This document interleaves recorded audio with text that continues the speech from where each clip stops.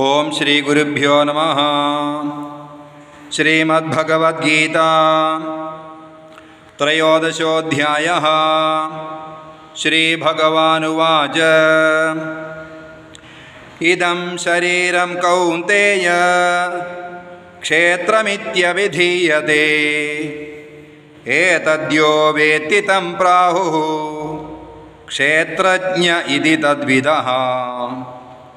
क्षेत्रज्ञं चापि मां विद्धि सर्वक्षेत्रेषु भारत। क्षेत्रक्षेत्रज्ञयोर्ज्ञानं यत्तज्ज्ञानं मतं मम। तत्क्षेत्रं यच्च यादृक् च यद्विकारी यदश्च यत् स जयो यत्प्रभावश्च तत्समासेन मे शृणु। ऋषिभिर्बहुधा गीतं छन्दोभिर्विविधैः पृथक् ब्रह्मसूत्रपदैश्चैव हेतुमद्भिर्विनिश्चितैः। महाभूतान्यहङ्कारो बुद्धिरव्यक्तमेव च इन्द्रियाणि दशैकञ्च पञ्चचेन्द्रियगोचराः। इच्छा द्वेषः सुखं दुःखं सङ्घातश्चेतना धृतिः एतत्क्षेत्रं समासेन सविकारमुदाहृतम्। अमानित्वमदम्भित्वम् अहिंसा क्षान्तिरार्जवम् आचार्योपासनं शौचं स्थैर्यमात्मविनिग्रहः। इन्द्रियार्थेषु वैराग्यम् अनहङ्कार एव च जन्ममृत्युजरा व्याधि दुःखदोषानुदर्शनम्। आसक्तिरनभिष्वङ्गः पुत्रदारगृहादिषु नित्यं च समचित्तत्वम् इष्टानिष्टोपपत्तिषु। मयि चानन्ययोगेन भक्तिरव्यभिचारिणी विविक्तदेशसेवित्वम् अरतिर्जनसंसदि।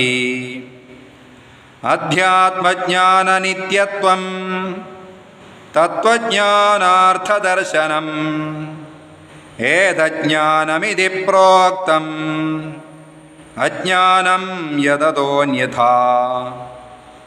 ज्ञेयं यत्तत् प्रवक्ष्यामि यज्ञात्वामृतमश्नुते अनादिमत्परं ब्रह्म न सत्तन्नासदुच्यते। सर्वतः पाणिपादं तत् सर्वतोक्षिशिरोमुखं सर्वतः श्रुतिमल्लोके सर्वमावृत्य तिष्ठति। सर्वेन्द्रियगुणाभासं सर्वेन्द्रियविवर्जितम् असक्तं सर्वभृच्चैव निर्गुणं गुणभोक्तृ च। बहिरन्तश्च भूतानाम् अजरं चरमेव च सूक्ष्मत्वात् तदविज्ञेयं दूरस्थं चान्तिके च तत्।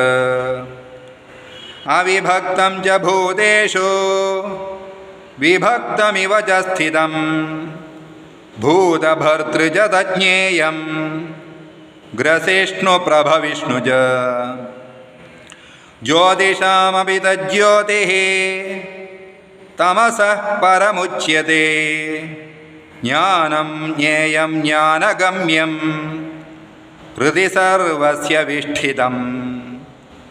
इति क्षेत्रं तथा ज्ञानं ज्ञेयं चोक्तं समासदः मद्भक्त एतद्विज्ञाय मद्भावायोपपद्यते।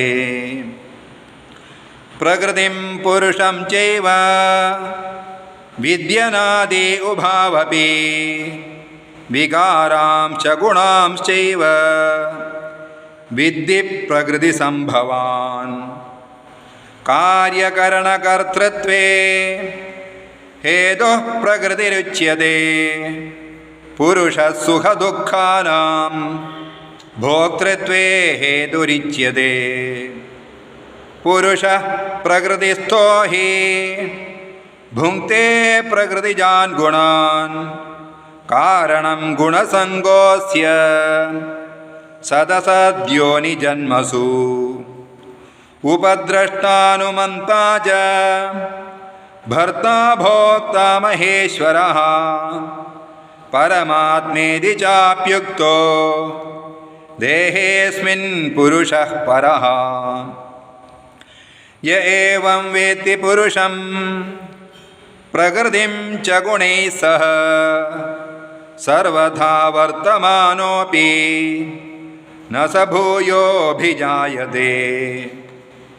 ಧ್ಯಾನೇನಾತ್ಮನಿ ಪಶ್ಯಂತಿ ಕೇಚಿದಾತ್ಮಾನಮಾತ್ಮನಾ ಅನ್ಯೇ ಸಾಂಖ್ಯೇನ ಯೋಗೇನ ಕರ್ಮಯೋಗೇನ ಚಾಪರೇ.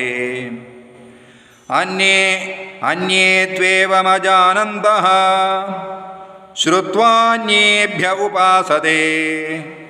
ತೇಪಿ ಜಾತಿತರಂತ್ಯೇವ ಮೃತ್ಯುಂ ಶ್ರುತಿಪರಾಯಣಾಃ. ಯಾವತ್ ಸಂಜಾಯತೆ ಕಿಂಚಿತ್ ಸತ್ವಂ ಸ್ಥಾವರಜಂಗಮಂ ಕ್ಷೇತ್ರಜ್ಞ ಸಂಯೋಗಾತ್ ತದ್ವಿದ್ಧಿ ಭರತರ್ಷಭ. ಸಮಂ ಸರ್ವೇಷು ಭೂತೇಷು ತಿಷ್ಠಂತಂ ಪರಮೇಶ್ವರಂ ವಿನಶ್ಯತ್ಸ್ವ ವಿನಶ್ಯಂತಂ ಯಃ ಪಶ್ಯತಿ ಸ ಪಶ್ಯತಿ. ಸಮಂ ಪಶ್ಯನ್ ಹಿ ಸರ್ವತ್ರ ಸಮವಸ್ಥಿತಮೀಶ್ವರಂ ನ ಹಿ ನ್ಯಸ್ತ್ಯಾತ್ಮನಾತ್ಮಾನಂ ತತೋ ಯಾತಿ ಪರಾಂ ಗತಿಂ. ಪ್ರಕೃತ್ಯೈವ ಚ ಕರ್ಮಾಣಿ ಕ್ರಿಯಮಾಣಾನಿ ಸರ್ವಶಃ ಯಃ ಪಶ್ಯತಿ ತದಾತ್ಮಾನಂ ಅಕರ್ತಾರಂ ಸ ಪಶ್ಯತಿ. ಯದಾ ಭೂತಪೃಥಗ್ಭಾವಂ ಏಕಸ್ಥಮನುಪಶ್ಯತಿ ತತ ಏವ ಚ ವಿಸ್ತಾರಂ ಬ್ರಹ್ಮ ಸಂಪದ್ಯತೆ ತದಾ. ಅನಾದಿತ್ವಾ ನಿರ್ಗುಣತ್ವಾತ್ ಪರಮಾತ್ಮಾಯಮವ್ಯಯಃ ಶರೀರಸ್ಥೋಪಿ ಕೌಂತೇಯ ನ ಕರೋತಿ ನ ಲಿಪ್ಯತೆ. ಯಥಾ ಸರ್ವಗತಂ ಸೌಕ್ಷ್ಮ್ಯಾತ್ ಆಕಾಶಂ ನೋಪಲಿಪ್ಯತೆ ಸರ್ವತ್ರಾವಸ್ಥಿತೋ ದೇಹೇ ತಥಾತ್ಮಾನೋಪಲಿಪ್ಯತೆ. ಯದಾ ಪ್ರಕಾಶಯತ್ಯೇಕಃ ಕೃಷ್ಣಂ ಲೋಕಮಿಮಂ ರವಿಃ ಕ್ಷೇತ್ರಂ ಕ್ಷೇತ್ರೀ ತಥಾ ಕೃಷ್ಣಂ ಪ್ರಕಾಶಯತಿ ಭಾರತ. ಕ್ಷೇತ್ರಜ್ಞಯೋರೇವಂ ಅಂತರಂ ಜ್ಞಾನಚಕ್ಷುಷಾ ಭೂತಪ್ರಕೃತಿಮೋಕ್ಷಂ ಚ ಯೇ ವಿದುರ್ಯಾಂತಿ ತೇ ಪರಂ.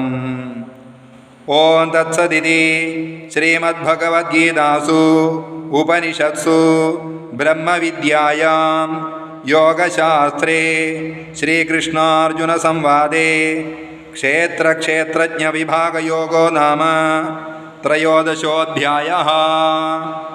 ಓಂ